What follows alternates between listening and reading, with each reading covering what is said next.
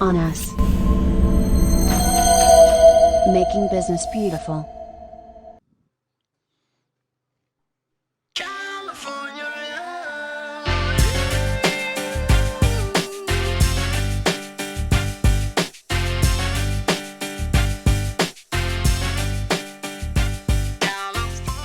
In today's podcast of On Us Mission, we have a very special guest that comes from LA, California. We have Dr. Beati here with us, and we will be talking about many topics, and we are honored to have Dr. Beati here. So, welcome. Thank you. It's truly my honor to be here, especially after walking into this place. Holy macro, this is a great place. Thank you. For those that don't know Dr. Beati, she is awesome and she works in many fields at the same time. She's an entrepreneur. She's also a managing director at JP Morgan. She's also a great public speaker and one of the best people on motivation and empowerment for women. So she has combined all these fields in an unbeatable blend. And now I understand that by meeting her, that energy is what drives her. So one of the first questions that I have is like, how is it to work for a huge company such as JP Morgan, which has $1 trillion of assets and employs roughly 300,000 people? You know, it's interesting. When I first thought about going to work for a company this size, I thought, do I really want to do this? This is a huge organization. And I was to lead all of California, which is at the time it was 250 billion, 10,000 employees, 1,000 locations. And I thought, oh my gosh, for me to do this, I have to fall in love. So I did a cultural study on the company to make sure that their core values would align with my personal core values.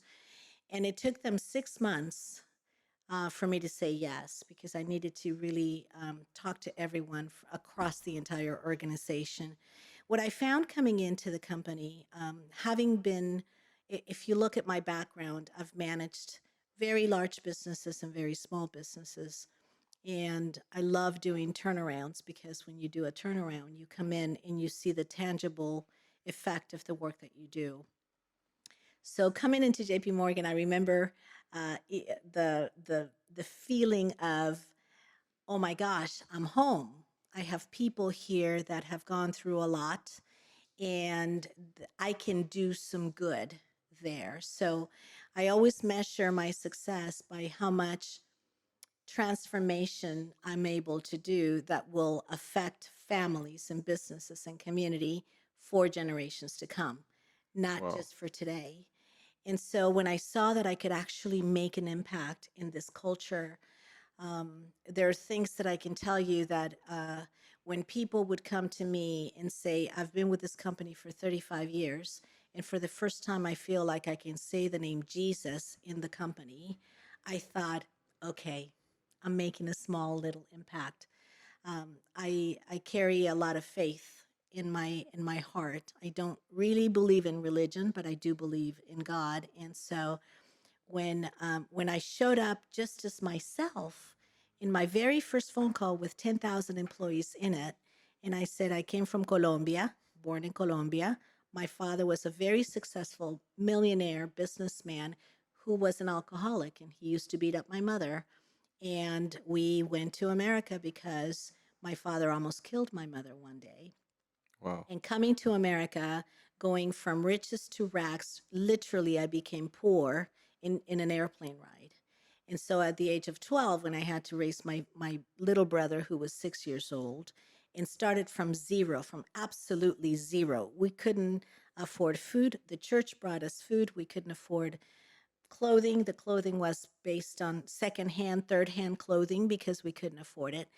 And I made up my mind, I'm going to make a difference, and I'm going to educate myself, and I'm going to retire my mother, who started working in a factory, making 25 cents for every pair of jeans she sewed in what we call a sweatshop in the United States. It was a factory.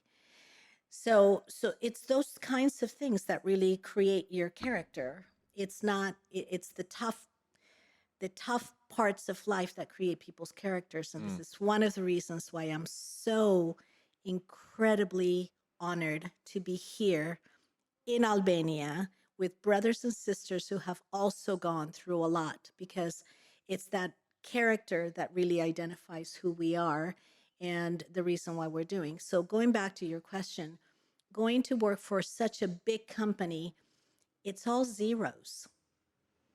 Hmm. We're in the people business. It doesn't matter what kind of business we're in. You can be in the car business, you can be in whatever kind of business you're in. We're in the people business. And as long as we show up just who we are, no title, Hmm. just the person. I'm just Betty. And people, I remember people saying after that very first phone call with JP Morgan Chase, people saying, she can't be for real. Who is this person? And what's your title? I don't have a title. Give me your business card. I am the business card. To this day, I carry no business cards. My email doesn't have a title in it. And you ask me, how do I just Dr. Betty? That's it. That's it. That's a brand. That's it. Yeah. So going into a company very large like that, of course, you have to know how to manage at scale. You can't just show up and not have the the the credibility and the experience and the ability to really manage at scale. But it's really all zeros. If you think about how to make change in anything, you make a change. You start with your own family, with your own self, and then you go into the family, and then you go into the city, and then you go into the municipality, and then you go into the state, and then you go into the country, and then you affect other countries, and that's how it happens. So I started working only in a small part of the company, and then started making change, and the change went about to a corporate change. But it happens when you do it really in the intentionality of really making an impact, and Hmm. when you show up and you are sincere in your focus to really make an impact for generations. Hmm. And all of a sudden, the minutia, Hmm. the small things don't matter that much. As long as you have a clear vision, you can get other people will follow very naturally. You don't have to order them to follow you. Hmm. They want to follow you because they're inspired to follow Yeah. the human who has flaws, the human who has not a perfect The background, imperfect human. an imperfectly perfect human. I love it. Yes. Yeah. That's great. A quote comes in mind from JP Morgan himself that said, money equals business, and business equals power, which can be achieved with character and trust. So I think that he was referring to the social aspect, that we are social creatures before all, and we have to focus on the social part of every interaction, either business or political. I think that we have a responsibility. All of us have a responsibility, especially those of us who have come from nothing, Mm. to be able to empower others. And I borrow this term from one of my regional directors in California, and she used to say, "Leave a ladder behind." And I always say, "Reach back and bring others with you." I think we have a moral responsibility, maybe not anything that anybody else gives us, but I remember my mother when we were in Colombia. She would, and we had a huge house, and the street sweepers would come around, and she would say, "Come, come, come." And she would bring them into the house, and she would seat them at the main table, not at the maid's table, but at the main table. And she would cook for them, not the maid. She would cook for them. She would serve them at the main table, and she would say, "Eat this meal. I'll be right back." And then she would go upstairs to my bedroom, my brand new clothes in my brand new closet, and she would take the best clothes, the best No. toys, the best shoes in every bedroom for my brothers, herself, my father, and myself. And she would say, "This is for your daughter. This is for your wife. This is for you." And she taught me to always give my very best. So if I give something, I can't give something that's broken. Mm. I have to give the brand new, the very best. And that's how I was taught. So when we do that, then we grow up with this responsibility, this social responsibility that you Mhm. quoted. Yes, money can be power, knowledge can be power also, Mm. goodness can be power also. If you look at Mother Teresa, if you look at Mahatma Gandhi, if you look at the greatest leaders in the world, the way that I look at them, it's friendships. It's the opportunity to affect change through an inherent ability to inspire. Studies show that inspiration and admiration are the two things that move the brain, that creates the contacts in the brain the highest. Mm-hmm. So if you think about admiration and inspiration, the people that inspire you are the people that get you to react from the inside out. You can say to somebody, I want you to do this because you're the boss. And yes, they're going to do it today. Are they going to do it tomorrow? No. But if you inspire them because you are real, because you show up as who you really are, and then they see, oh my goodness, I can touch her. She's like me.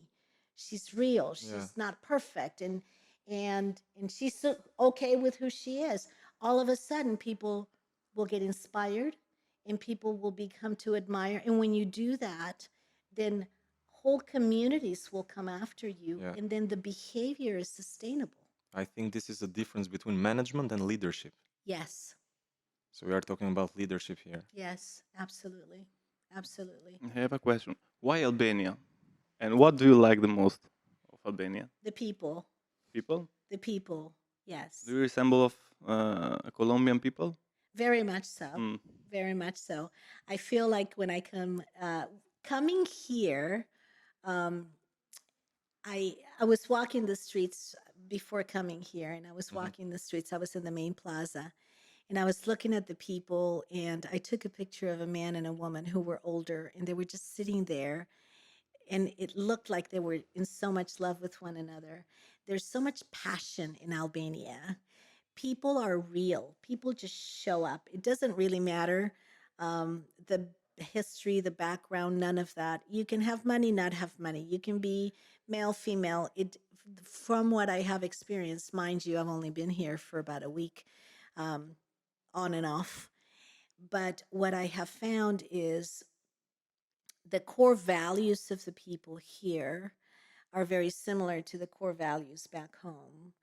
Family first, um, giving to your visitors. My goodness, I've been with Ariane all week, and it feels like he won't even let me spend a penny on coffee. I Yeah, said, this "Oh, is wait the a Albanian minute." way. This I is the Albanian know, way. it's- Always. Always. Well, it's the Colombian way. I told him you need to come to Cartagena because I need to return the favor. But yeah, Albania. I think when you have a society that has gone through as much as Albania has gone through, there's been a lot of turmoil here, and there's a lot of trauma. Mm. And when there's trauma, the best of people come out in the middle of trauma. Um, from a leadership perspective, if I'm going through a hostile takeover or a merger and acquisition, and I've led and been part of many, when people's livelihood is threatened, I always say take a front row seat to your own character. Mhm. You take a front row seat to your own character because the real you comes out. Who are you saving? Who do you worry about? How do you react? Are you reacting with anger? Are you reacting with regret? Or are you reacting with abundance and saying, no, I'm going to help you? Mm. You may be my enemy, but I'm going to help you anyway. In history here, my goodness, when people who were enemies came and they were left behind in a valley, the Albanians went and helped them the very next day because they could have died, and it was the snow and everything. Who does this? Yeah. Albanians do that. Yeah. You don't see that around the world. You just don't see the character and the genuine care that I have seen here. You just don't see it. So for me, I can honestly say I have really fallen in love with the people here. That's great to hear. But I have a question regarding the fact that people have to be loving and have to help each other, which is a great thing.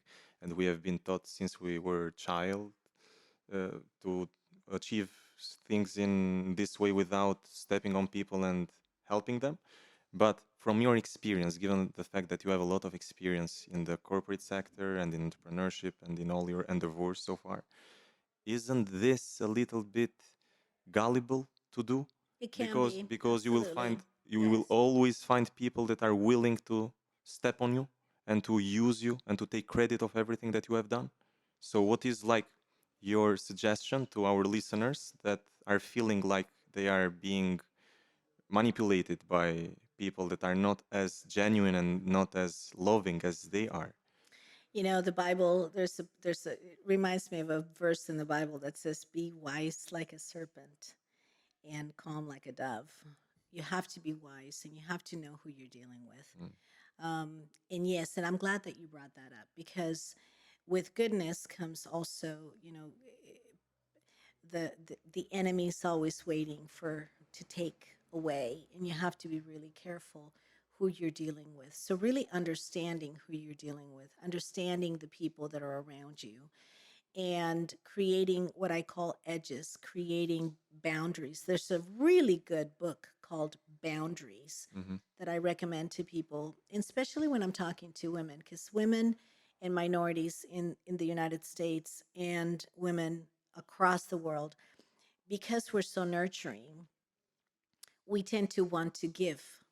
Yeah. And we give to our own detriment. We give until we've exhausted everything. And then what happens when you give too much? Then you begin to resent. Now they're taking, and now you're still giving, but you're resentful. And so you're not giving from abundance, you're giving from the duty of giving.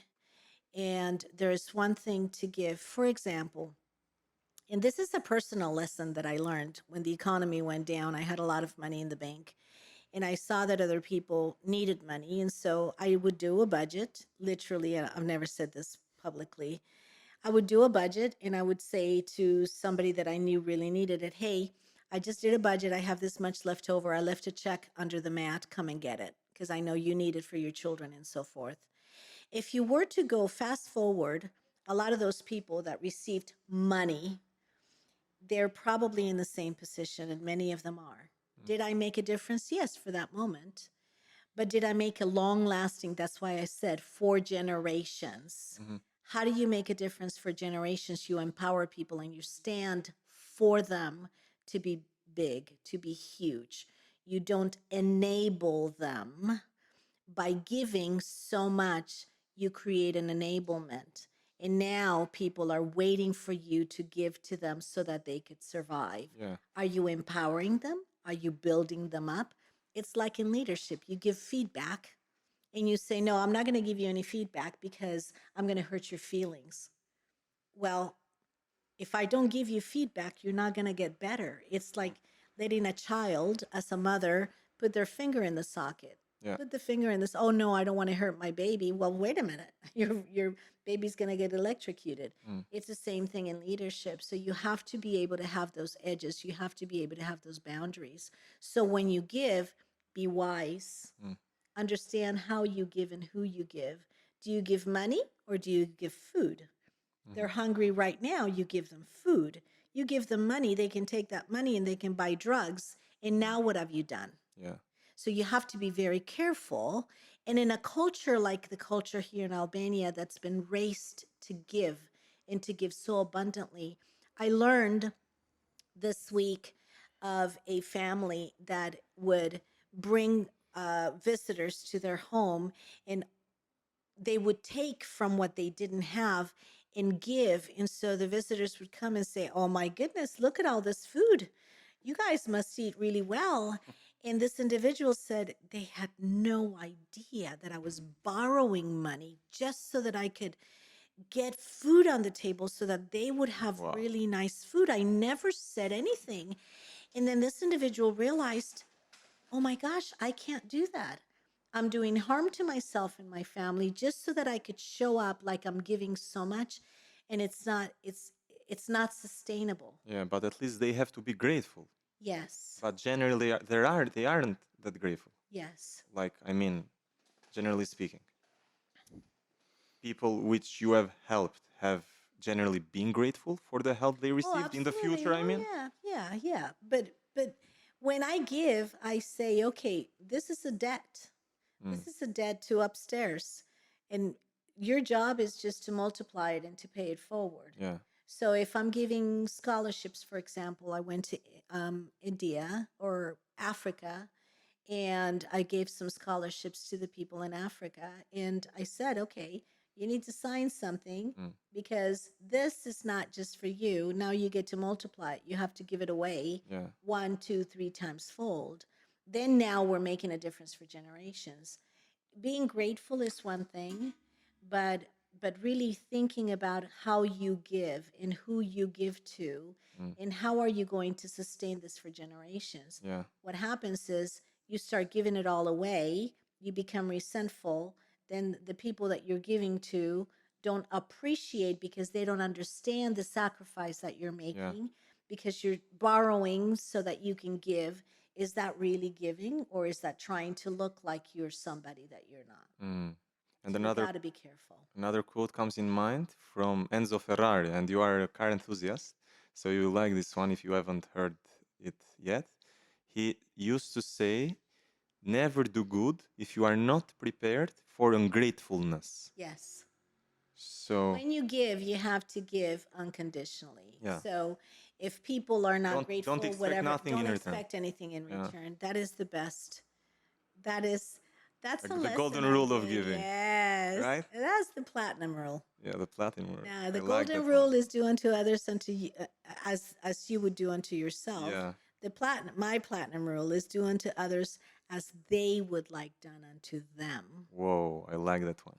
Because then now I care about you and what you need, not what I need. Mm. Because I don't need to have the spotlight on me. I don't need, if I'm giving, I have to give completely unconditionally. But also, you've got to be wise Mhm. when you give. Mhm. I've seen so much videos of people that give help others, but they record doing these things They want to on social showcase. media to show themselves. Ah, What do you yes. think about this kind of situations? Back to the Bible. There's another verse that I remember that says, "When you give, don't stand in the corner and announce, I'm giving this to these people," because who cares? If you really are giving, you give quietly. Mm. People don't need to know what you're doing. I've been here for the last 2 weeks and I've probably posted twice. One post I just did because it was just beautiful. And it said there are 1,400 minutes in the day. That means that there's 1,400 moments where you can make a difference. How are you making a difference? That was my post. Mhm. It wasn't, oh, and I'm here with this person and I'm here with that person and look at me and I'm so big and all of that. We don't really need that if you are for real. Look at Mother Teresa, Mm. which, well, mind you, there was no social media and all of that, but you can see it. You can see it in the life of Jesus. When Jesus walked on this earth, he wasn't coming in to say, you have to do what I do the way I do it, or here, I just saved this person, or I just whatever. It wasn't like that. It was just giving, just Mhm. giving. Just doing it. And you are also a global influencer. So how is it being a global influencer, and how is it in influencing people? Because nowadays we have a lot of role models that are not the right ones, and generally through social media, those fake role models, if we can consider them this way, are just materialistic, showcasing their materialistic achievement in such a way that they are mostly vulgar materialistic, and they do not focus on the most important part, on the knowledge and on the setbacks that they had to pass over for achieving success in any field. So people are increasingly seeing through social media only the success, and they think that this is an overnight success. For example, like he was lucky, he got lucky, and he had the right connections right in the spot, and Yeah. he achieved what he achieved. But this Yeah. is not true. Mm-mm. There is a whole different story behind that success. There's always a story behind the success, and Yeah, you have to so always listen to what's not being said. yeah. This reminds me, thank you for asking that question because this is a big question. When I was very young in my career, um, I had I asked someone to be my mentor. He was the CEO of a small bank, and I was no way. It's one of those things that you just say, okay, I'm going to ask this person, but I don't know why he said yes, but he said he would mentor me. And I remember going to his office and said, I want to go to your office. I was in my early 20s and I said, I want to go to your office. What are you looking at? And how are you looking at it? What are you thinking? What's in your head? Walk me through a day in the life. And I remember asking him this question: what is it that drives you? What is it that really gets you excited? He said, when I'm on my deathbed, people are not going to remember how much money I made, how much money I put in the bank, how many houses I bought, the kind of car I drove. I am only going to remember the people whose life I made a difference. That's the only thing that I'm going to take with me. I was in my early 20s when I heard that. Tom Timmons was his name. He was the CEO of a small bank in Orange County. And I remember taking that and thinking, okay, how am I going to make a difference? Um, I studied values in my doctorate program, and I really wanted to get into people's heads, the people that create sustainable performance and do it through core values. You asked about being a global influencer.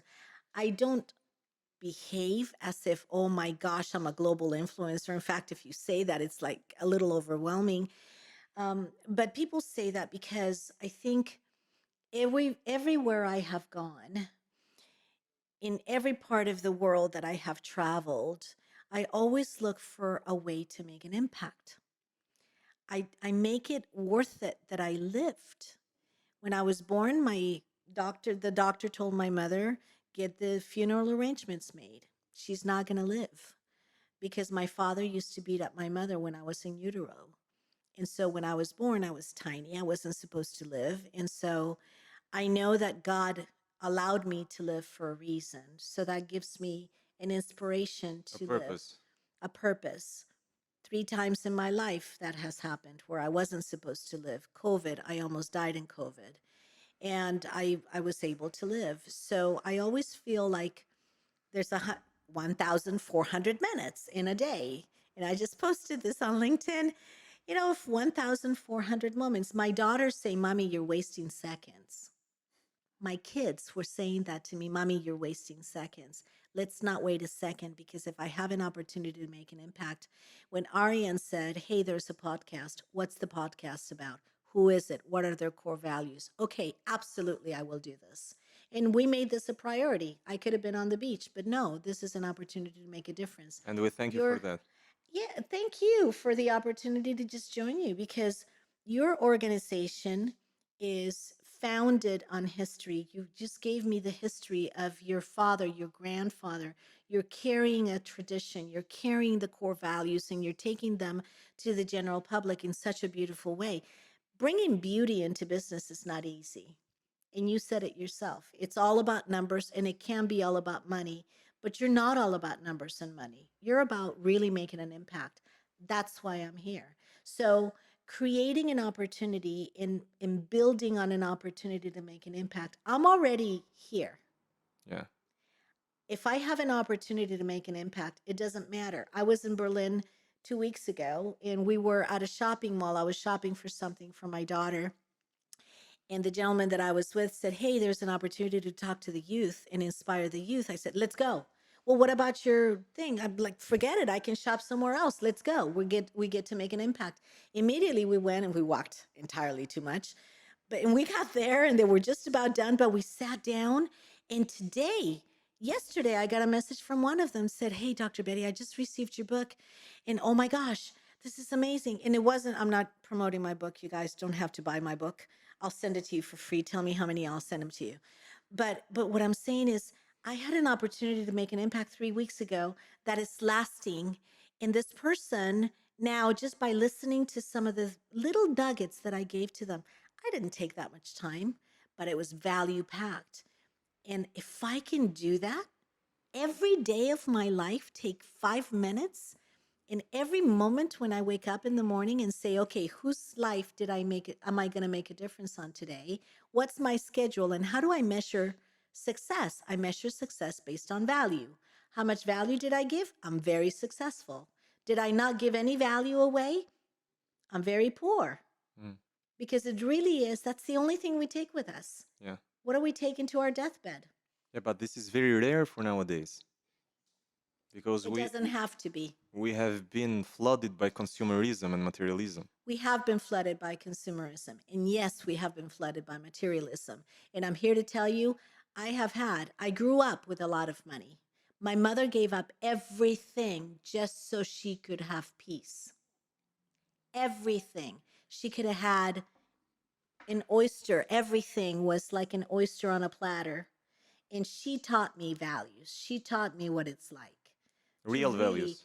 Real core values, the essence of humanity. You said to me, my English is not very good. The first thing I thought about was, but your heart is beautiful. That's all that matters. And I can see it. And I said that. I said, I see the kind of person you are. That's all that matters. I talked to people in Berlin, women, after I gave my story. Women came up to me and they would hug me and kiss me. And they were like, I don't speak your language. I said, that's okay. You speak heart.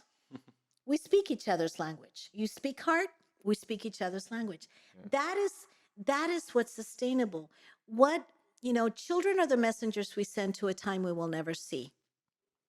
That's something I said at the National Prayer Breakfast in Washington, D.C., at the President's National Prayer Breakfast. I had an opportunity to say a few words, and so that's how I started it.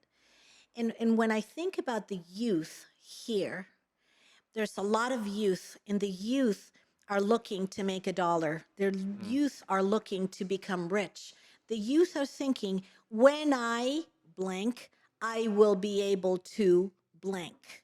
True. And they don't realize that when I is here now, and it's right here in your heart and in your mind. And that's what the generations will remember. Do you think my children are going to remember how much money I had? I can tell you right now, I can show you some of the text messages from my children when they say, Mommy, thank you for giving me my core values. Let me tell you whose life I made a difference in today. My kids are grown up. They don't have to say that.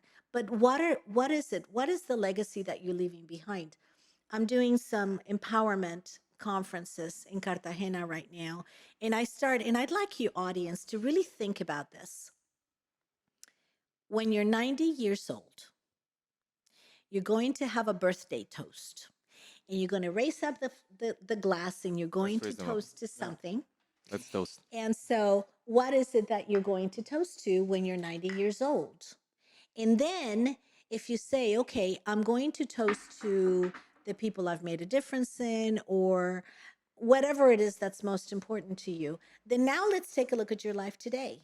Are you living your life in a way that you're going to be able to say that toast?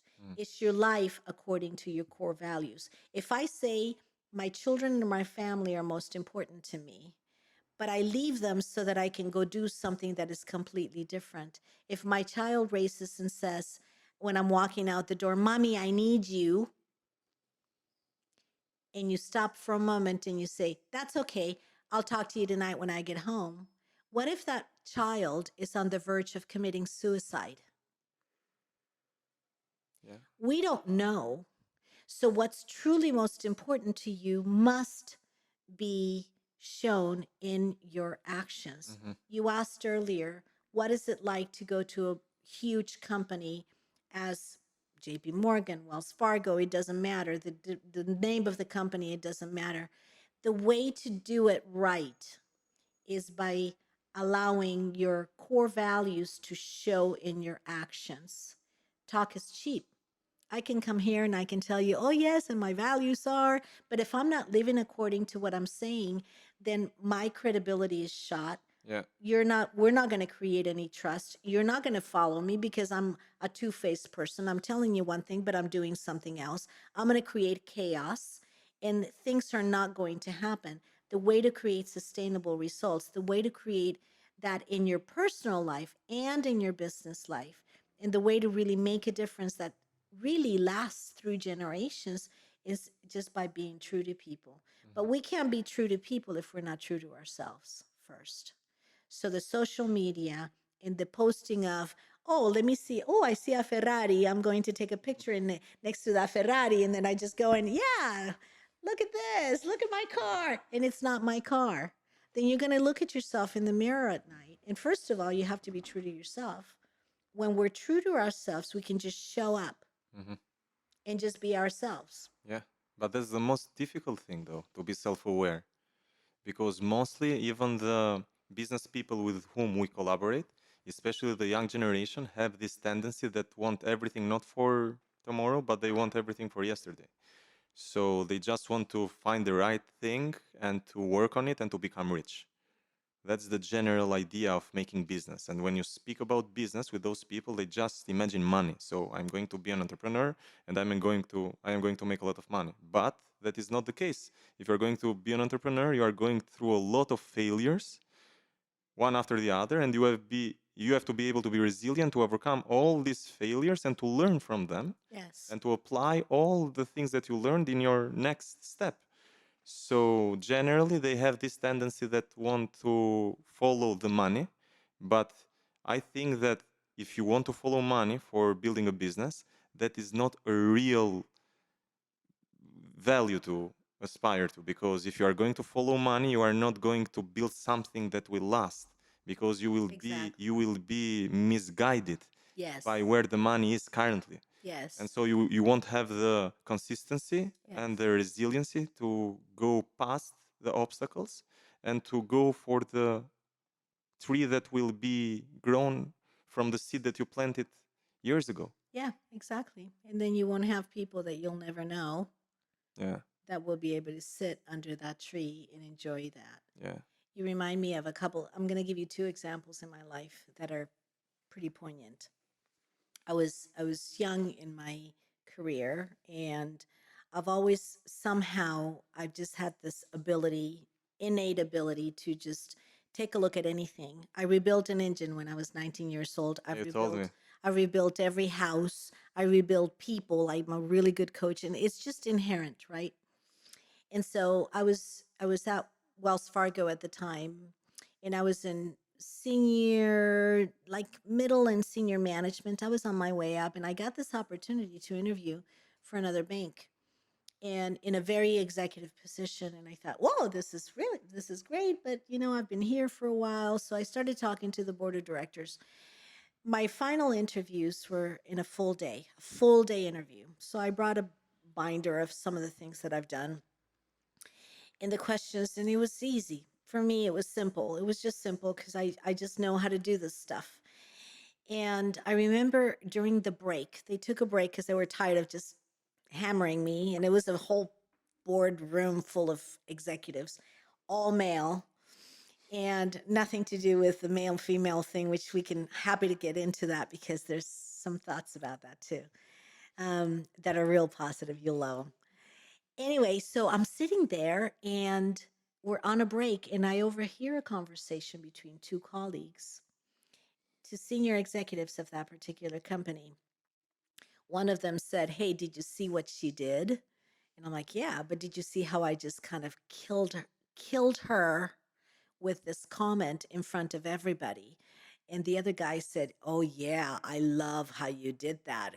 We need to do more of that." And in that moment, I knew I don't care how much money they give me. It was $1 million job. And I said, "No, I don't want that job because," and I'm going to use a very provocative word because this is what I use, "I will not be prostituted for money. I will not prostitute myself for money." Meaning in business or in life, when we give our values up because we want money and taking those shortcuts, that's when we look at ourselves in the mirror and we've lost ourselves. That's where people that are very famous, that's where they have fallen, when they have seen that either immediate pleasure or immediate money, and they give up everything for that just so that they can have what somebody else will have. Very recent example, I got a phone call before leaving the country. There's an opportunity to make a lot of money. There's this business transaction. Really? Sure. What is it? Well, there's these very precious stones that are being for sale. And I'm like, oh my gosh, absolutely. Where's the jeweler? Where's the people? Maybe I can help with some connections and so forth. Well, the jewels don't have papers.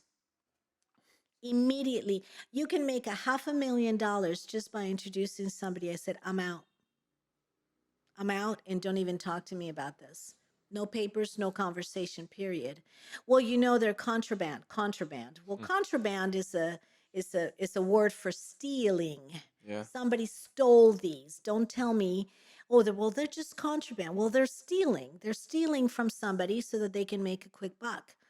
Yeah, you can make $500,000 in 30 seconds, but you can just lose it just as fast. But the most important thing is you're losing your soul. You're losing your respect for yourself. What's most important? You start posting these things that are not you, and you begin to lose respect, and you begin to lose your own self. And is that really what you really are looking for? Hmm. Anything that is worth in life, yes, you only see the finished product. It's like going to the ballet. I just went to your art school, and I understand that you guys have the best ballerinas in the world. So everybody listen to that and come and watch the ballet here. But you open up the curtain and you see the ballerinas and you see the finished product. You don't see the toes being broken. The You don't struggle. see the struggle. You don't see the ability to save money for a year so that you can buy your own costumes, so that you can do what it inspires you. As an entrepreneur, we work really hard. My first company was an engineering and manufacturing company, and we started it when I was pregnant with my son in my garage. And I hired people, and I paid them by the hour, and I had to supervise, and I had to clean house and my baby, and I had to feed my baby and do all of it Wow. at the same time. And today it's a big company, but when we first started this little company, it was a struggle, and it always is a struggle. And I'm so proud that I have always lived according to my values, because I can always keep my head up high. I don't have to hide my head. I can go into any part of the world, and I can be proud of being Betty Uribe, or Betty Rengifo, my father's daughter. There's something so beautiful about showing up as yourself and not having to be anyone other than who you really are.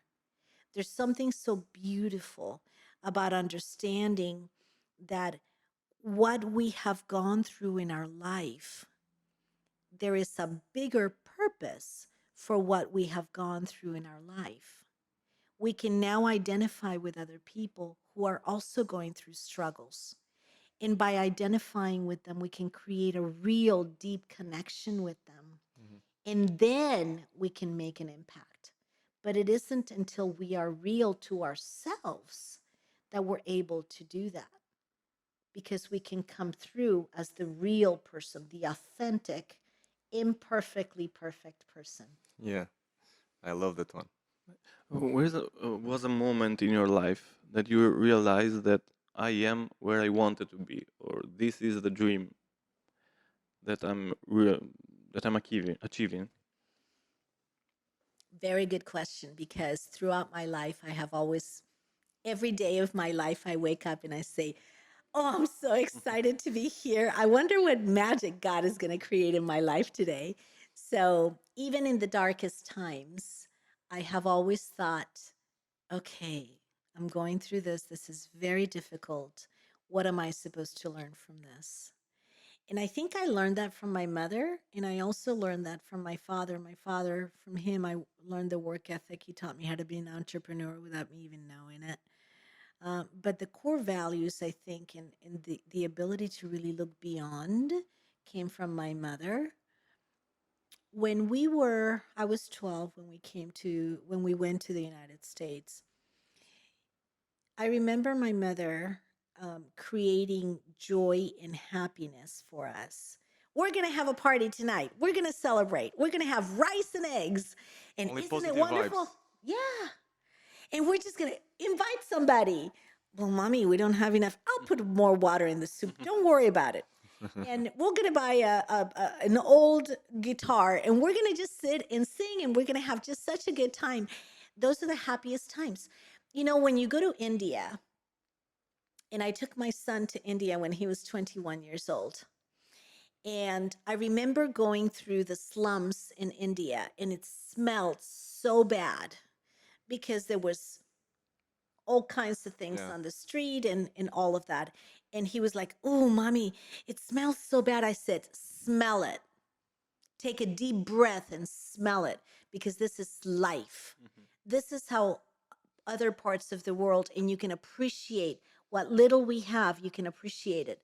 I was a single mother at the time, and I had two jobs, and I was taking care of my son, and I was working and going to school and trying to make myself better. But to answer your question, as I really think about it, I think every part of my life has been the very best part. And so yesterday was an amazing day. We were able to make a huge impact for the victims of rape here in the war. And it was just such a high. And I remember sending an update to my prayer group. I started a prayer group 1,155 days ago. And I asked them for prayer. And you're going to be in their prayers, by the way, because everybody that's in part of my life is now in the prayer group. And I remember just sending them and saying, "Oh my gosh, God was so good. You wouldn't believe this is what happened. We were able to do this for them." And this morning when I woke up, I was like, "Yes, I'm in Albania. I wonder what's going to happen today." And it's going to be amazing, whatever it is. And it's already amazing. So life, it isn't I have arrived. It's I am in an amazing journey. And I think it's the moment, people talk about joy and happiness, right? What is the difference? And there's the international happiness group and all of these things that you hear about when you're traveling. It's not about arriving to a certain place. It's about, how are you living your journey? And are you stopping throughout the journey to realize and to say, "Wow, this is a moment. I get to celebrate this." When I was doing my doctorate, I was writing, and I'm a crazy person because my schedule is just not like a normal schedule. And I realized, okay, so I can sleep 4 hours, and then I can go to church online because it saves me 20 minutes to and 20 minutes from. I can work, and then I can have quality time with my children. Okay, I got it. I can do this doctorate. So I did it. I broke a record because they didn't think that I could do this. And I remember the moment when I finished writing the last sentence of my dissertation. It was 2:30 in the morning. And at 2:30 in the morning, I went and knocked on the door of my daughter's bedrooms. "Hey, get up, get up, get up, wake up. Come on, come on. This is a moment." And they're like, "What happened? What happened? This is a moment we get to celebrate. What is it? Come on, come on." I just finished my dissertation. And they're like, "Yay, you just finished your dissertation." We toasted with water, probably. And then everybody went to bed. But we had a moment.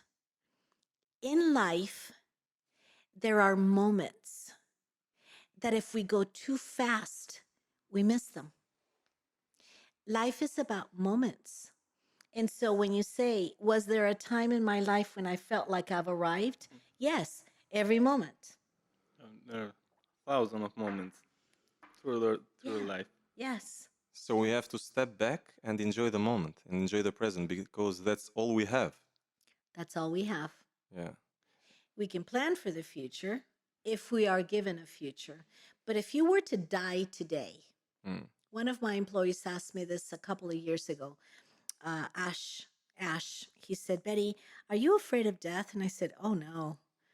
Why not?" I said, "Because I can die today, right now, and I feel like I've already accomplished whatever I was supposed to accomplish. And I've lived every moment of my life to the fullest." It's like, if you think of living life where you're just kind of wringing, like I'm wringing a piece of cloth that has a lot of water in it, and I'm just turning it and taking every drop of life out of every moment. Imagine living like that all the time. When people say, studies have shown that people that are given a life sentence with their health, you're going to die in 3 months. You're going to die in a certain amount of time. My brother passed away 5 years ago of a glioblastoma. That is a brain tumor in his head. The glioblastoma is the fastest growing, and it's really a death sentence. We knew he was going to die. We knew he had 3 months. When he told me, I'm going to die. He did exactly what everybody else does when they know they're going to die. Changed his life. He was doing drugs. He stopped doing drugs. He started really focusing on what's most important: values and virtues. That's what he focused on.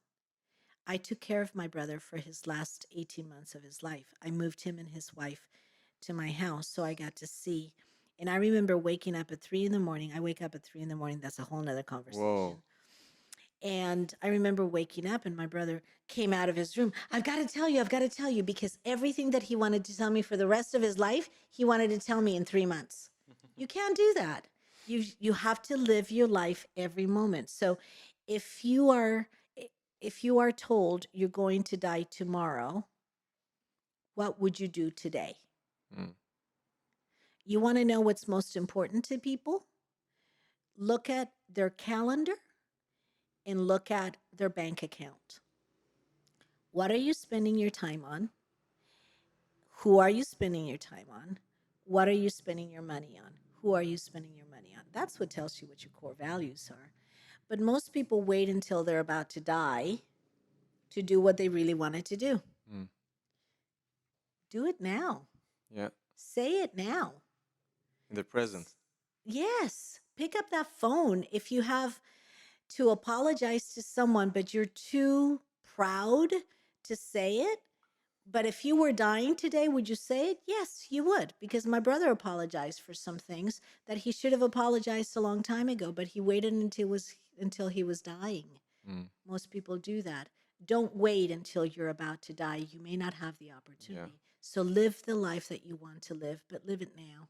This is the philosophy of memento mori Mm. from Marcus Aurelius. Ah, Yeah, so basically what he says is that you do not have to think about tomorrow because tomorrow may never come. So you have to be good today. yes. That's basically what you And it's described in not your just the personal day, it's experience. the moment. Yeah. Life is made up of moments, little tiny. Did you see that? It just went away. Yeah. That moment that I was just saying that it's gone. Yeah. That moment is, now we're in a new moment. And whoop, it's gone. Yeah. Now we're in a new moment. So there's moments in your life. And if you don't take advantage of those moments, because tomorrow, in the next moment, I could just drop dead. My mother passed away in a 3-day fast.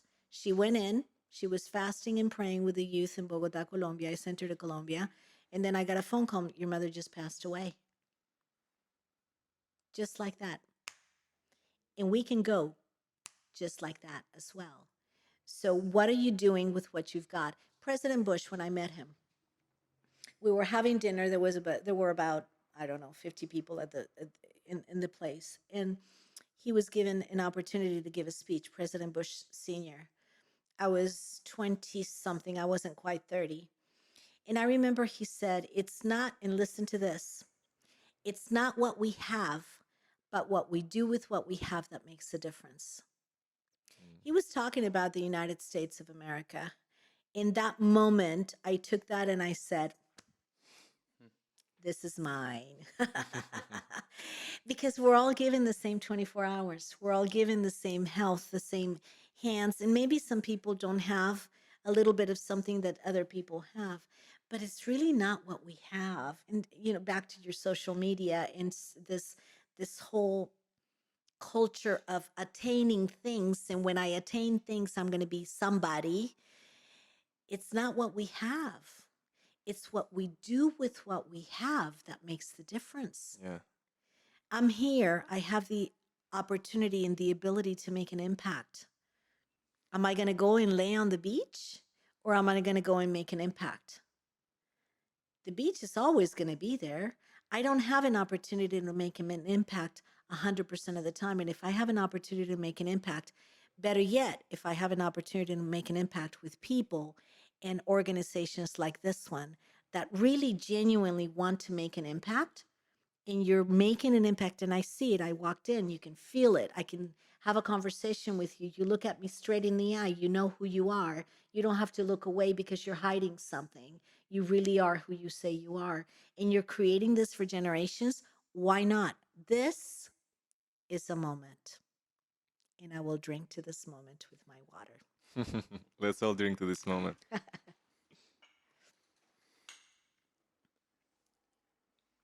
And then regarding empowerment, and women empowerment specifically, because my mother is one of the pioneers of women empowerment here in Albania, and I have been raised with women empowerment in my head Your since I life. was a kid, and I have a total high respect of all the women that are contributing to the cause.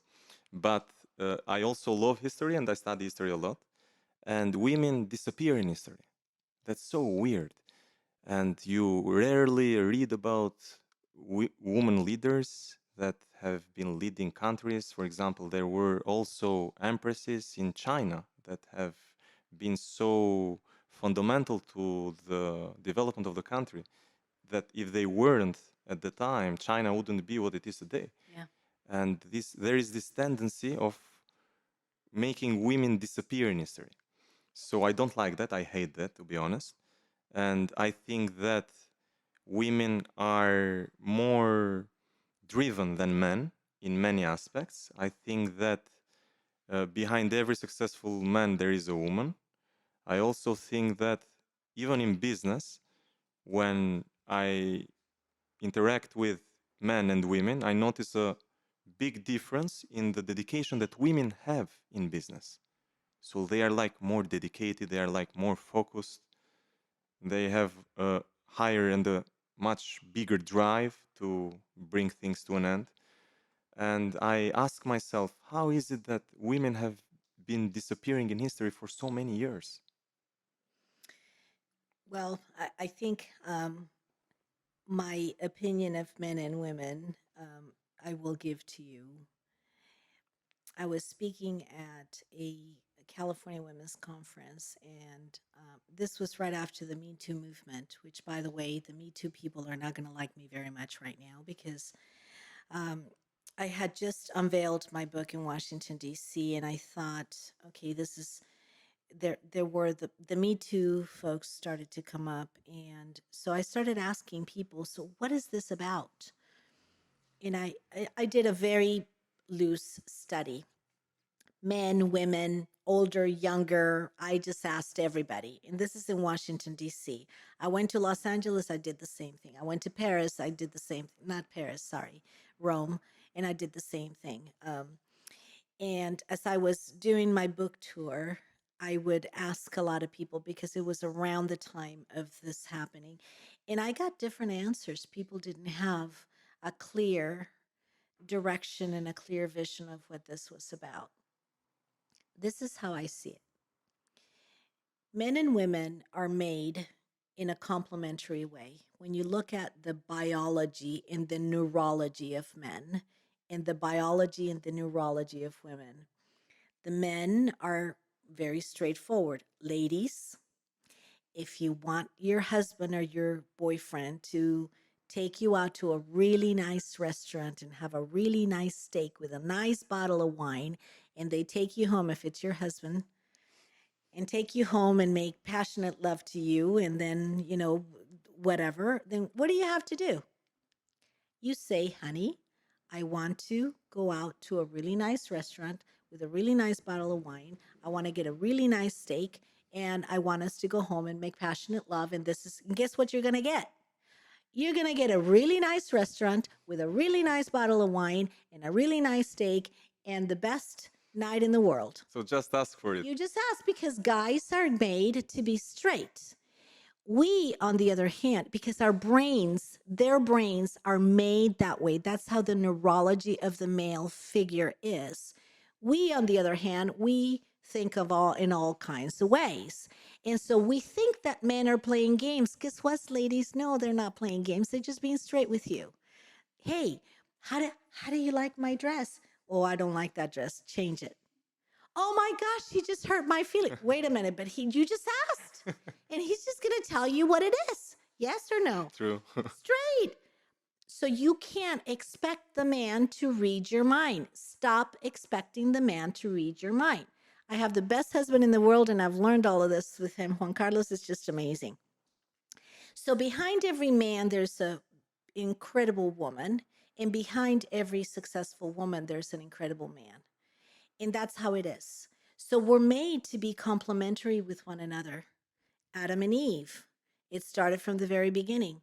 And yes, in history, the women have disappeared. Did you know that Jesus, when Jesus walked on the earth, he had women that had money that supported his journey?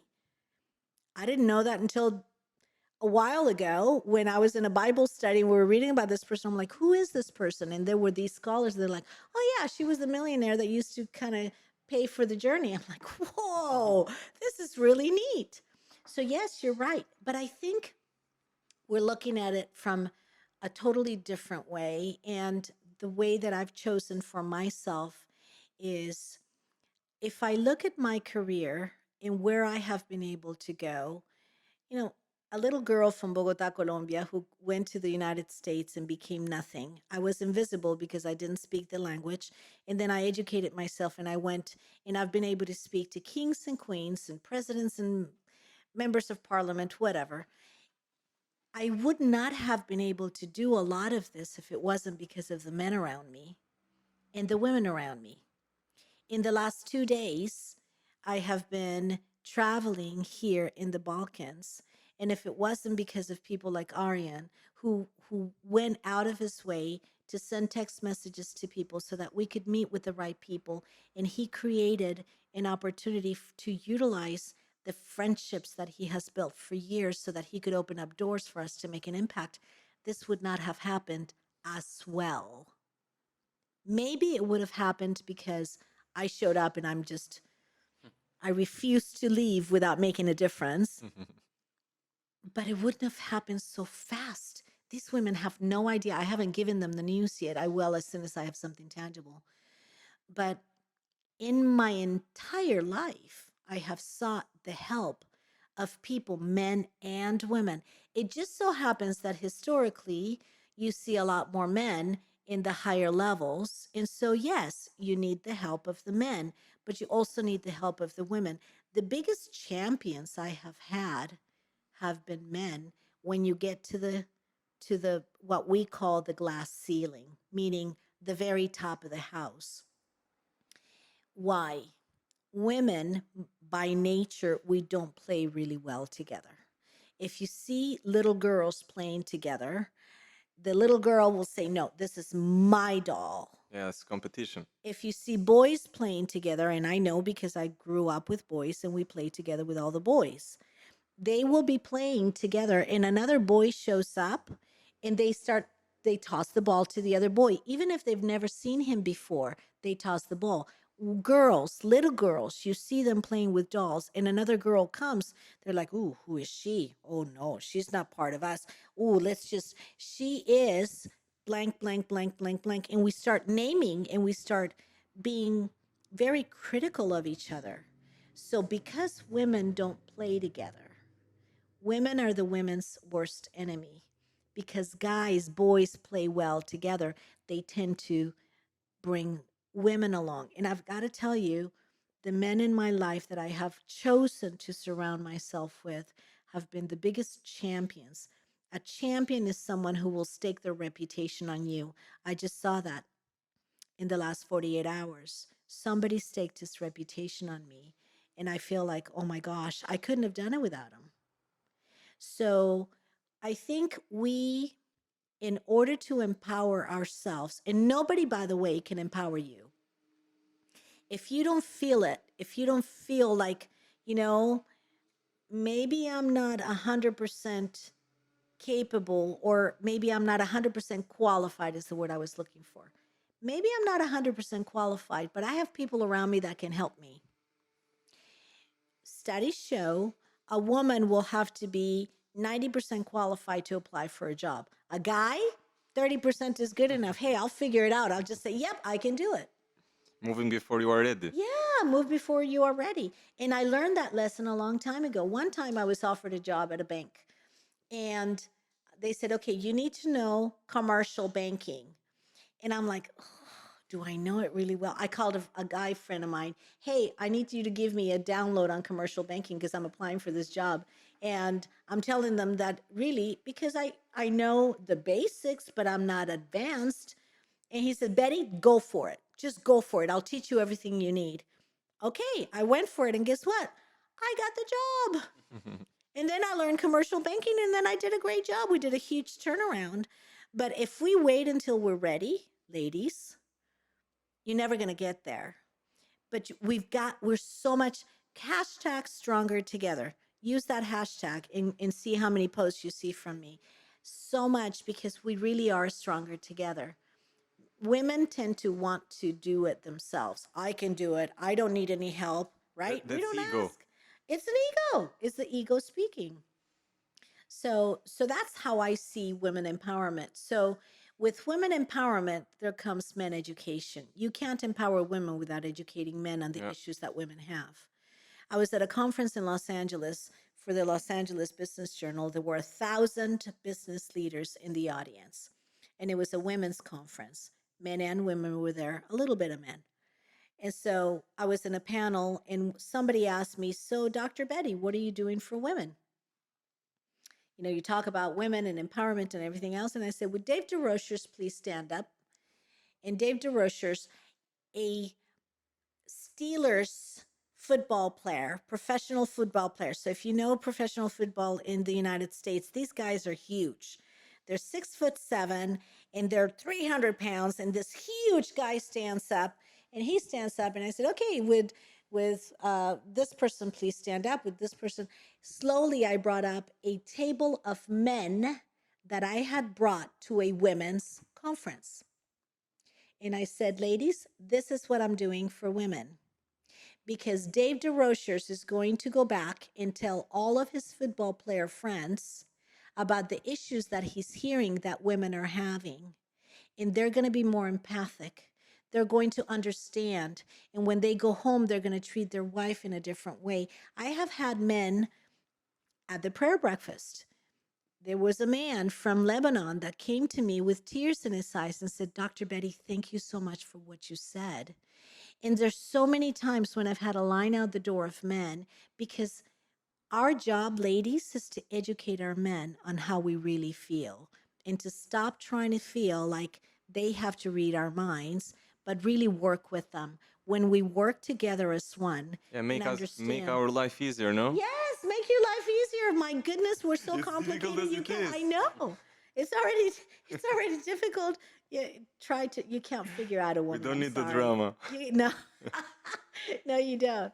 So that's my feeling about women. I started a women empowerment. I'm calling this program an Elevate program. I bought a place in Cartagena, Colombia, and I'm bringing very high level women, and women of all kinds, in really trying to empower them. The husband of one of them came to my pilot. This was 4 weeks ago. I just started this. And the husband came, and he stayed in the hotel, not in the place, not in my place. But I invited him. I said, "Why don't you have him join us for dinner so that he can experience what we're doing?" At the end, he says, "Dr. Betty, I want to join." Mm. And he said, "Thank you so much for what you're doing with my wife." And I said, "You want to join us?" He says, "Yeah, I'm in. I'm in. Just take me to the next one." I said, "Absolutely." And that, we can't only focus on women without focusing on the other half. Yeah, You just can't. We're so much stronger together. yeah. Betty, you're also an author, and your book speaks about values. So, can you just make a short introduction on how the book is structured? The book came. I didn't go out to write a book. I just did a dissertation. It was my study, and I Okay. really wanted to understand what kind of values are exhibited by people who permeate those values through their organization and create sustainable results. And Hmm. how do they do it? How is it that they create sustainable, long lasting results? And so I studied generals from the White House and the Pentagon. I studied business leaders from finance and business leaders from business. So, why government, business, and finance? Because that trifecta is what it takes to revive a country. Hmm. And so what I learned was the core values. There were so many lessons and so many stories that I put in my book. I ended up making it into a book because my dissertation committee And it's said you also a have to. best-selling book, right? Yeah, it was an international bestseller. The Vatican endorsed the book, and Wow. General from the Pentagon wrote the foreword, and it just has a lot of lessons on, and I call it the secret to top level performance in business and life, because there are a lot of things that could be seen as secrets, but they're just real, very fundamental ways of living your life so that you can feel like you really are making an impact, like you're being successful in your business and in your life. Mhm. So for all the listeners that want to become top level performers, they have to read Betty's book on values. They don't have to, they Yeah, can if they they want have to to. read. I'm very curious on reading it myself. I'll give you a copy. I would be honored. Absolutely, yes. I just happen to have some. I didn't bring them for that, but I just happen to have some. It's really humbling for me to have been able to interview these people and to learn so many lessons from them. And if you know me, if you followed my social media, wherever I go, I normally just want to share with people what I learn, because what we have is not ours. It's not ours to keep. Um, we have been given gifts, all of us. And if we live our life like I don't own any of what I have, I have been given what I have to be entrusted with it. Even my children, I don't own them, they own themselves. And so whatever I have, I write. I'll wake up at 2:30 in the morning, I'll write an article about something because I want people to know, I want people to see. So I've been kind of holding this last 2 weeks of a trip. I've not posted much because I'm still processing it. I'm like, oh my gosh, I can't wait to share the beauty of this country, the beauty of these of you, of the individuals here, the passion, what's all around. And I did the same with my book. I made it into a book. My dissertation is free. I don't get paid. I made it sure that it was for free. So anybody can just look for Dr. Betty's dissertation and I don't get any money for it. If anybody from your program wants a book and you want me to send it to them, I'm happy to send it to them. If they want to order it, they can order it, but the proceeds really go to the community. Um, but it's just a really good opportunity to learn from the people that I've had an opportunity to interview and to have really intimate conversations with people that have never shared. The general McKicklider who wrote the forward, he said his wife said to me, in the time that he has been in the Pentagon working, and very huge leader, you'll read about him, he has been asked by Fox, by CNN, by NBC, ABC for interviews. He has always said no. And she came to meet me and she says, "Who are you?" He said, "Yes to you. Who are you?" What did you do to him? I said, "I'm just Betty." You know what I did? And I've gotten to the White House, I've gotten all over the place in the world by just saying, my father was an alcoholic. He almost beat up my mom. And went to the United States and I just want to make a difference. Wow. That's it. You will never hear me say my title ever. I don't have business cards. If people say to me, You don't need "May I one. have a business card?" I say, "I am the business card. Let's take a You are. selfie Yeah. and I'll send it to you on WhatsApp. Now you have my number. I have your number. Now you have my business card. It's me. I'm it." Wow. Yeah. So that's the book. Looking forward to read it. And we Thank you. thank you for being part of our podcast. It was a deep honor, and we are humbled because a person of your stature has been able to manage herself and to be so minimalistic in all the achievements you have been able to achieve so far. So, literally. It's been truly an honor and really a pleasure being here. Um, when Ariane told me that one of his friends was doing this, knowing his character and knowing his values and the people that how he shows up in his life, I just knew that this was going to be a special moment. And just walking in and seeing all of you, each of you, your mother, and what you have created. And the first thing you did when I walked in, and I want people to know this, when the first thing you did was you showed me the history and you showed me the story about your family and the core values of your family. You exude the core values of your family. And to me, it's such a pleasure, and I'm truly blessed to have been here today and to start this friendship, because this is truly a friendship. So thank you for having me. Pleasure is all ours. And maybe this friendship will also turn into an effective collaboration. Maybe. You Why never not? know. Yeah.